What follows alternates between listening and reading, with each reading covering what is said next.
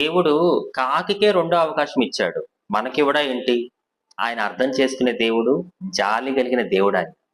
నువ్వు తెలుసో తెలియకో దేవుడికి వ్యతిరేకంగా ఒక తప్పు చేశావు. నీకు అర్థమైపోయింది నేను దేవుడికి విరుద్ధంగా తప్పు చేశాను అని. కానీ నీలో ఎక్కడో సందేహం.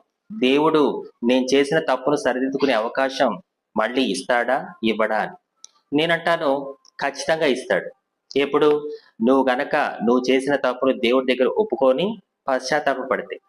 ఆనాడు దేవుడు నోవాహు కాలంలో కాకికి అవకాశం ఇస్తే అది సరిగ్గా పనిచేయలే. అది దేవుడి దగ్గరకొచ్చి పశ్చాత్తాపపడి ఉంటది.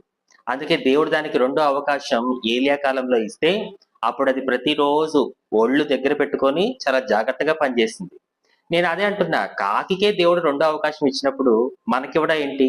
అయితే ఒక మాట, దేవుడు అవకాశాలు ఇస్తున్నాడు కదా అని చెప్పి నువ్వు నీ ఇష్టానుసారంగా జీవిస్తానంటే కుదరదు. జాగ్రత్త.